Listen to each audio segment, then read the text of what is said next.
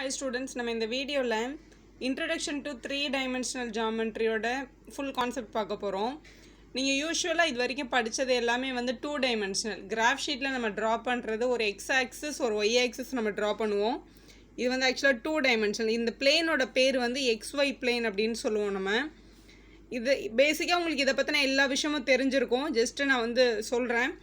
இப்போ எக்ஸ் ஆக்சிஸில் ஒரு பாயிண்ட் இருக்குது அப்படின்னா அந்த பாயிண்ட் வந்து நம்ம என்னன்னு மார்க் பண்ணுவோம்னா இது வந்து ஆக்சுவலாக x,0 இல்லைனா a,0ன்னு கூட சொல்லிக்கலாம். அதாவது எப்போ வந்து ஒய்யோட வேல்யூ 0 ஆகுதோ அந்த பாயிண்ட் வந்து எக்ஸ் ஆக்சிஸில் வந்து பிளாட் ஆகும். ஃபார் எக்ஸாம்பிள் 1,2 பிளாட் பண்ணுங்க அப்படின்னு கொஸ்டினில் சொல்கிறாங்க அப்படின்னா இந்த 1 வந்து எக்ஸ் ஆக்சிஸில் இருந்தும் இந்த 2 வந்து ஒய் ஆக்சிஸில் இருந்தும் எடுத்து நம்ம பிளாட் பண்ணுவோம். எக்ஸ் ஆக்சிஸோட 1ம் ஒய் ஆக்சிஸோட 2ம் மீட் பண்ணுற இடத்துல தான் 1,2ன்ற பாயிண்ட் இருக்கும் அப்படின்றது நம்ம எல்லாருக்குமே தெரியும். இப்போ வந்து ஆக்சிஸ் மேலே இருக்கிற ஒரு பாயிண்ட் எப்படி மார்க் பண்ணணும்னா x,0ன்னு எக்ஸ் ஆக்சிஸ்க்கும் ஒய் ஆக்சிஸில் ஒரு பாயிண்ட்டை பிளாட் பண்ணணும் அப்படின்னா அதோட மெயின் கண்டிஷன் என்ன தெரியுமா? எக்ஸ் கோஆர்டினேட் 0வாக இருக்கும். இப்போ இந்த இடத்துல 3ன்ற நம்பரில் ஆக்சிஸ்க்கு மேலே நீ பிளாட் பண்ணணும் அப்படின்னா இந்த பாயிண்ட் வந்து 0,3 x,yயில் எக்ஸ் வேல்யூ 0 ஆகிடுச்சு. அதனால இந்த ஒய் வேல்யூ வந்து இந்த ஒய் ஆக்சிஸ் மேலே பிளாட் ஆகுறது அப்படின்றது தான் வந்து பேசிக் கிராஃப் ஷீட்டில். ஸோ இந்த எக்ஸ்ஒய் பிளேனுன்றது வந்து 4ஆக பிரிஞ்சிருக்கு. இதில் இதை வந்து ஃபஸ்ட் குவாட்ரண்ட்னும் இதை வந்து செகண்ட் குவாட்ரண்ட், இதை தேர்ட் குவாட்ரண்ட், இதை வந்து ஃபோர்த்து குவாட்ரண்ட்டுன்னு சொல்லுவாங்க. 4ஆக பிரிஞ்சிருக்கிறதுனால இதுக்கு பேர் வந்து குவாட்ரண்ட்ஸ். அதாவது 4 சைடு இருக்க ஒரு ஃபிகரோட பேர் குவாட்ரிலேட்ரல் அப்படின்னு சொல்கிறோம்ல. 5 சைடு இருந்தால் பென்டகன் சொல்கிறோம்ல. அதே மாதிரி 4 சைடு இருக்கிறதும் குவாட்ரிலேட்டர். இது வந்து குவாட்ரண்ட்ஸ் அப்படின்னு சொல்லுவோம். இப்போ பாலிகனில் 8 சைடு இருந்துச்சு அப்படின்னா அதுக்கு பேர் வந்து ஆக்டகன்னு பேர். ஸோ 3D டைமென்ஷனில் ஃபஸ்ட்டு நம்ம தெரிஞ்சுக்க வேண்டியது இதில் வந்து 2 ஆக்சிஸ் இருக்குது. இதே இது 3 ஆக்சிஸ் இருந்ததுன்னா அந்த டயக்ராம் எப்படி இருக்கும்?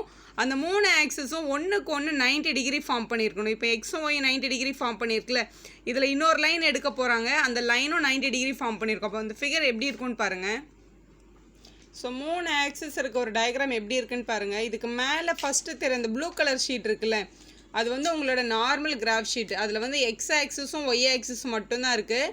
அதில் வந்து 1 2 3 4 1 2 3 4ன்னு 4 குவாட்ரண்ட் மட்டும் இருக்குது. இப்போ எக்ஸ்ட்ரா ஒரு ஆக்சிஸ் வரைஞ்சிருக்காங்க. இந்த இடத்துல இசட்டுன்னு போயிருக்கு பாருங்கள். இந்த இசட்டுன்ற ஆக்சிஸ்லேருந்து எக்ஸ் ஆக்சிஸை பார்த்தாலும் 90 டிகிரியில் தான் இருக்கும், ஒய் ஆக்சிஸை பார்த்தாலும் 90 டிகிரி தான் ஃபார்ம் ஆகிருக்கும். ஸோ இதுதான் ஒரு 3D ஃபிகர். இப்போ பார்த்தோன்னா எத்தனை பிளேன் இருக்குது தெரியுமா? எக்ஸும் ஒய்யும் இந்த ப்ளூ கலர் ஷீட் அது வந்து XY பிளேனுன்னு சொல்லுவாங்க. கீழே இருக்குல்ல இந்த ஆரஞ்சு கலர் ஷீட் வந்து XZ பிளேன். எக்ஸ் ஆக்சிஸும் இசட் ஆக்சிஸையும் வச்சு அந்த பிளேன் வரைஞ்சிருக்காங்க. அந்த க்ரீன் கலர் ஷீட் தெரியுது பாருங்கள், அது எந்த 2 ஆக்சிஸ்க்கு வரைஞ்சிருக்காங்க அப்படின்னு பாருங்கள். இந்த ஒய் ஆக்சிஸ்க்கும் இந்த இசட் ஆக்சிஸ்க்கும் வரைஞ்சிருக்காங்க. அப்போ இது வந்து YZ பிளேன்னு சொல்லுவாங்க. ஸோ ஒரு 3D ஷேப்பில் எத்தனை பிளேன் இருக்குன்னா 3 பிளேன் இருக்குது. இதில் எத்தனை ரீஜன் இருக்குன்னா 8 இருக்குது. அதுதான் வந்து ஆக்டன்ஸ் அப்படின்னு சொல்லுவாங்க. நம்ம வந்து குவாட்ரண்ட்டுன்னு சொல்கிறோம்ல 2Dயில், அதுதான் வந்து இங்கே ஆக்டன்ஸ். ஸோ 8 இருக்குது. இந்த 8லையும் வந்து பாயிண்ட் வந்து எப்படி பிளாட் பண்ணுறது எல்லாமே இப்போ பார்க்கலாம். ஸோ இங்கே பாருங்களேன், இந்த பாயிண்டில் வந்து இது வந்து ஒரு XY பிளைன்னு சொல்லிட்டேன். இப்போ எக்ஸ் ஆக்சிஸில் இருக்கிற ஒரு பாயிண்ட் எப்படி இருக்குன்னா பார்க்குறக்கு x,0ன்னு இருக்கும்ல. அதே மாதிரி இப்போ நம்ம பார்க்க போகிறது 3D டைமென்ஷனில்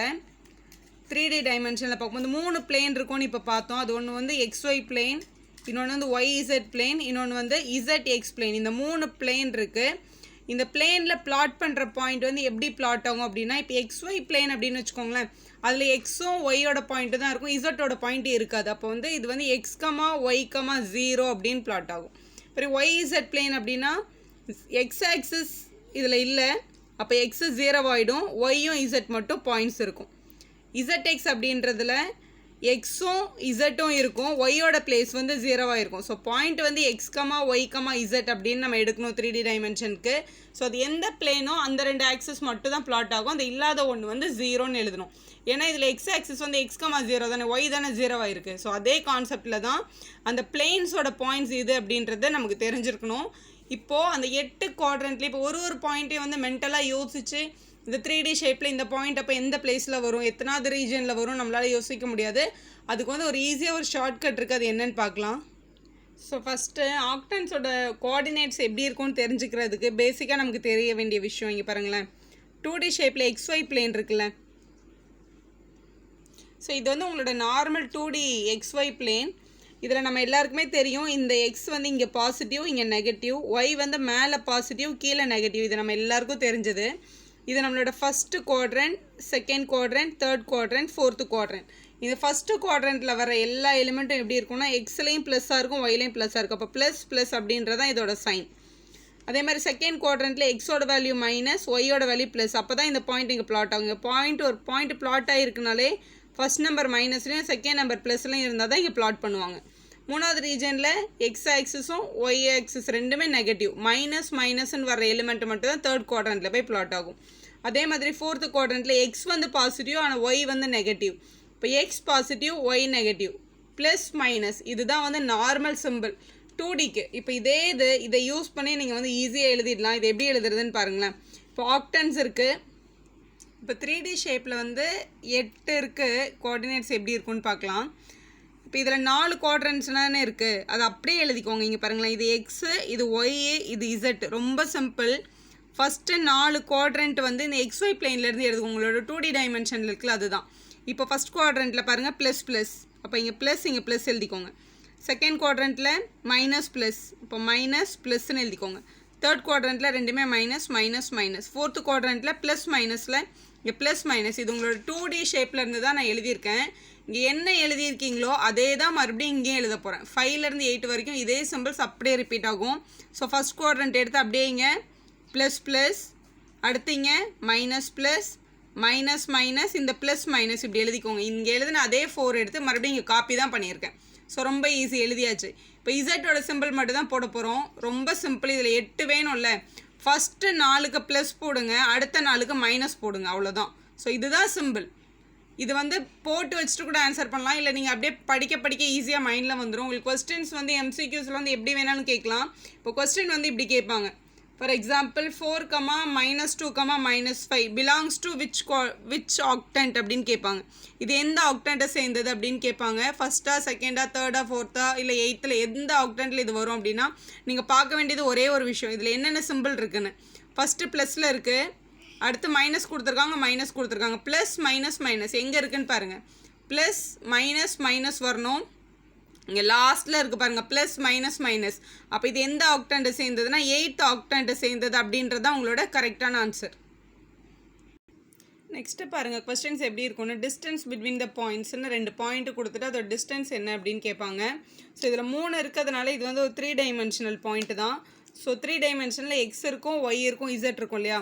இப்போ இது வந்து x1, இது y1, இது z1, இது உங்களோட x2, இது உங்களோட y2, இது உங்களோட z2 அப்படின்னு எழுதிக்கோங்க.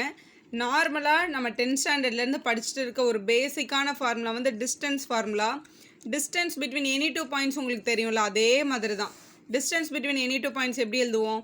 x2 - x1 the whole square plus y2 - y1 the whole square அப்படின்னு எழுதி நம்ம கம்ப்ளீட் பண்ணிவிடுவோம். இதில் ஒன்றுமே இல்லை, எக்ஸ்ட்ரா இசட்ன்ற ஒரு பாயிண்ட் இருக்கிறதுனால அந்த இசட்டே நம்ம இங்கே சேர்த்துக்க போகிறோம், அவ்வளோதான். z2 - z1 the whole square join பண்ணிக்கணும், அவ்வளோதான் formula. Distance between any 2 points. இதை எடுத்து இங்கே அப்படியே அப்ளை பண்ணிடலாம். ரூட் ஆஃப் ஃபஸ்ட்டு இங்கே x2ஓட வேல்யூ 1, இங்கே இருக்கிற மைனஸ் x1ஓட வேல்யூ -1. அப்போ மறுபடியும் ப்ராக்கெட்டில் -1 போட்டு இங்கே ஸ்கொயர் போடணும். Plus next y2 - y1, y2ஓட value -3, இங்கே ஒரு மைனஸ் இருக்குது. y1ஓட வேல்யூ +3, இங்கே ஹோல் ஸ்கொயர். +3 தான் இங்கே இருக்க மைனஸ், ஃபார்முலா மைனஸ் தான் நான் இங்கே எழுதியிருக்கேன். ப்ளஸ் z2 - z1, z2 வந்து 4 மைனஸ் z1 வந்து -4. அப்போ ப்ராக்கெட்டில் -4 போட்டு ஸ்கொயர் போடணும். ஸோ இங்கே ஃபஸ்ட்டு ப்ராக்கெட் ஓப்பன் பண்ணும்போது மைனஸும் என்ன ஆகிடும்னா ப்ளஸ் ஆகிடும். அப்போ இது வந்து 1 + 1 the whole square தான். 1 + 1 வந்து 2, அப்போ நான் இதை 2 ஸ்கொயர்னு எழுதிடுறேன். ப்ளஸ் -3யும் -6 the whole square ஆகிடும். இது 4 + 4 8 ஸ்கொயர்ட் ஆகிடும். ஸோ வேல்யூ 4 + 36 + 64 ஸ்கொயர் பண்ணிட்டோம். ஸோ இது எல்லாத்தையும் ஆட் பண்ணால் 64ம் 36ம் 100, 100ம் 4ம் 104 இப்படி எழுதணும். சப்போஸ் இதை வந்து இன்னும் சிம்பிளிஃபைடு ஆன்சராக நீங்கள் கொடுக்கணும் அப்படின்னு நினச்சா இதை 4 × 26ன்னு பிரிச்சுட்டு 4 வந்து 2ன்னு வெளில எடுத்துடலாம். 2√26 அப்படின்னு எழுதணும். இது எப்படிமா 4 × 26 நமக்கு தெரியும் அப்படின்னு கேட்டிங்க அப்படின்னா 104க்கு ப்ரைம் ஃபேக்டரைசேஷன் எழுதுங்க. 2 டேபிளில் 52 டைம்ஸ், 2 டேபிளில் 26 டைம்ஸ்னு எழுதிட்டு 2 × 2 × 26ன்னு எழுதிட்டு 2 2லேருந்து ஒரு 2 நம்ம வெளில எடுத்துடலாம். ஸோ எப்படி பார்த்தாலும் 2√26 அப்படின்றது தான் டிஸ்டன்ஸ் பிட்வீன் த பாயிண்ட்டோட கரெக்ட் ஆன்சர். நெக்ஸ்ட்டு பாருங்கள், செக்ஷன் ஃபார்முலா யூஸ் பண்ணுறது. Find the coordinate of the point which trisect the line segment joining P and Q. P and Qக்கு ரெண்டு பாயிண்ட் கொடுத்துருக்காங்க. கொஸ்டினில் பாருங்கள் ட்ரைசெக்ட் அப்படின்னு கொடுத்துருக்காங்க. அதாவது இந்த லைன் செக்மெண்ட்டை மூணாக ஸ்ப்ளிட் பண்ணுறதுக்கு தேவைப்படுற ரெண்டு பாயிண்ட் என்னன்றது அதோட அர்த்தம். ஸோ ஒரு த்ரெட்டை மூணாக பிரிக்கணும்னா நீங்கள் எத்தனை இடத்துல கட் பண்ணணும்னா ரெண்டு இடத்துல கட் பண்ணணும்ல. ஸோ இந்த ரெண்டு பாயிண்ட்டு தான் கேட்குறாங்க. ஸோ பிக்யூன்ற லைன் செக்மெண்ட்டை மூணாக ஸ்ப்ளிட் பண்ண போகிறோம். அப்போ இந்த ரெண்டு கோஆர்டினேட்டும் என்ன அப்படின்னு கேட்குறாங்க. நம்ம இந்த பாயிண்ட்டை வந்து ஏபின்னு அஸ்யூம் பண்ணிக்கலாம். ட்ரைசெக்ட்னா இது ஈக்குவலாக மூணாக பிரிக்கணுன்றது தான் பேசிக்கு. ரொம்ப ஈஸி. இப்போ இந்த ஏலேருந்து பார்க்கும்போது இந்த பக்கம் ஒரு பார்ட்டும் இது எல்லாமே ஈக்குவல் பார்ட் 1:1:1 ரேஷியோவில் தான் இருக்குது ஃபஸ்ட்டு பேசிக்காக. இப்போ இந்த ஏன்ற பாயிண்ட்லேருந்து பார்க்கும்போது ஏலேருந்து இந்த பி வந்து ஒரு டிஸ்டன்ஸில் இருக்குது, இந்த கியூ வந்து எத்தனை டிஸ்டன்ஸில் இருக்குது 2 டிஸ்டன்ஸில் இருக்குல்ல. அப்போ நம்ம கன்ஃபார்மாக சொல்ல முடியும் இந்த ஏன்ற பாயிண்ட் வந்து பிக்கு என்ன ரேஷியோவில் டிவைட் பண்ணுதுன்னா 1:2 டிவைட் பண்ணுதுன்னு சொல்லிடலாம்.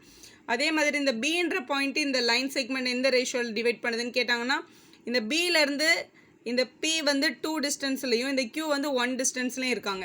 அப்போ இது கண்டிப்பாக என்ன ரேஷியோவில் டிவைட் பண்ணுதுன்னா 2:1 ரேஷியோவில் டிவைட் பண்ணுது அப்படின்னு சொல்லிடலாம். ஸோ ட்ரைசெக்ஷன் ஆல்ரெடி 10th கூட நம்ம படிச்சிருக்கோம். 1:2 யூஸ் பண்ணி ஒரு தடவை ஃபார்முலா போடணும், 2:1 யூஸ் பண்ணி ஒரு தடவை செக்ஷன் ஃபார்முலா அப்ளை பண்ணால் ரெண்டு பாயிண்ட்டும் கண்டுபிடிச்சிடலாம். ரொம்ப சிம்பிள். ஸோ 10th படித்த அதே செக்ஷன் ஃபார்முலா கொஸ்டினில் எக்ஸ்டர்னலி அப்படின்னு யூஸ் பண்ணலைனாலே நம்ம வந்து கண்டிப்பாக இன்டர்னலி ஃபார்முலா தான் போடணும். உங்களோட பேசிக் formula mx2 + nx1 / m + n, my2 + ny1 / m + n. இது வந்து நம்ம 2Dக்கு நம்ம யூஸ் பண்ண ஃபார்முலா. அதே ஃபார்முலா தான், ஏன்னா கமா போட்டு இசட் பாயிண்ட்டுக்கும். ஸோ இதான் நம்மளோட இன்டர்னலோட பேசிக் ஃபார்முலா. ஆனால் இது வந்து 3D டைமென்ஷனில் இசட்ன்ற ஒரு கோஆர்டினேட்டும் இருக்கிறதுனால இது கூட இசட் மட்டும் ஜாயின் பண்ணிக்க போகிறோம். So mz2 + nz1 / m + n இதுதான் உங்களோட ஃபார்முலா. இப்போ கொடுத்துருக்க பாயிண்ட்டில் இந்த பியோட பாயிண்ட்டு 4, 2, -6 இருக்குல்ல, இது உங்களோட x1 y1 z1. க்யூவோட பாயிண்ட்டு 10, -16, 6 இது வந்து உங்களோட x2 y2 z2. ஸோ முதல்ல ஏன்ற பாயிண்ட்டை கண்டுபிடிக்கலாம், அதுக்கப்புறம் பீன்ற பாயிண்ட்டை கண்டுபிடிக்கலாம். ஸோ ஏன்ற பாயிண்ட்டை கண்டுபிடிக்கிறதுக்கான ரேஷியோ என்ன அப்படின்னா m:n ரேஷியோ 1:2ன்னு அப்ளை பண்ணும். ஸோ இந்த ஃபார்முலாவில் x1 y1 z1 இது, x2 y2 z2, m-ம் n-ம் 1:2ன்னு அப்ளை பண்ணி ஒரு பாயிண்ட் கண்டுபிடிங்க. அதே மாதிரி 2:1 அப்ளை பண்ணி இதே வேல்யூஸ்க்கு இன்னொரு பாயிண்ட் கண்டுபிடிங்க. அதுதான் உங்களோட கரெக்டான answer. That's all students. Thank you for watching. Like our video, subscribe our channel for more videos.